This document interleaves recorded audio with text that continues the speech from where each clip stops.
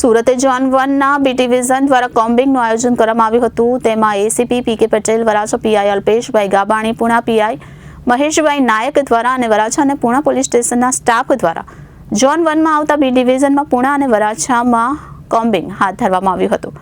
ગણપતિના તહેવારો ચાલી રહ્યા છે અને મુસ્લિમ બિરાદરોના તહેવાર એવા ઈદ મિલાદુન્નબીને ધ્યાનમાં રાખીને કોઈ અનિચ્છનીય ઘટના ન બને તે માટે ઝોન 1 દ્વારા કોમ્બિંગ અને ડ્રોન કેમેરાથી સંવેદનશીલ એરિયામાં સર્વેલન્સ કરવામાં આવ્યું।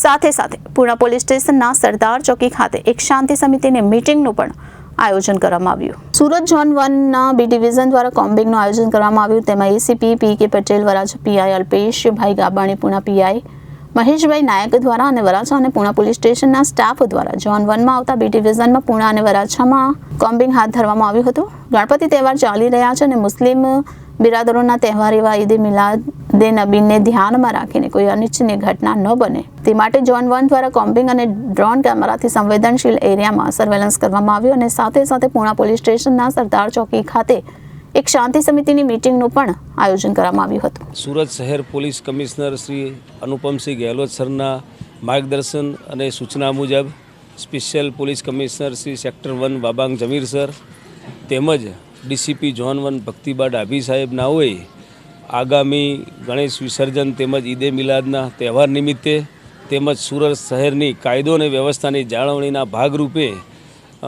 ઝોન 1 વિસ્તારમાં કોમ્બિંગનું આયોજન કરવામાં આવેલું, જેના ભાગરૂપે બી ડિવિઝન વિસ્તારના વરાછા અને પૂણા બે પોલીસ સ્ટેશન વિસ્તારમાં બંને પોલીસ સ્ટેશનના પીઆઈ શ્રીની ટીમો દ્વારા કોમ્બિંગની કામગીરી હાથ ધરવામાં આવેલ છે।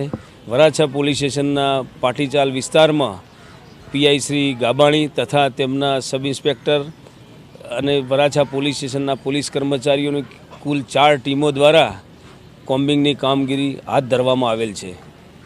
આ કોમ્બિંગ દરમિયાન ડ્રોનની પણ મદદ લઈ અને તમામ ધાબાઓ તેમજ આજુબાજુના ટેકનિકલ વ્યૂહાત્મક જગ્યાની પણ ડ્રોનથી સર્વેલન્સ દ્વારા ચેકિંગની કામગીરી હાથ ધરવામાં આવેલ છે। Bureau report Janadesh news Surat.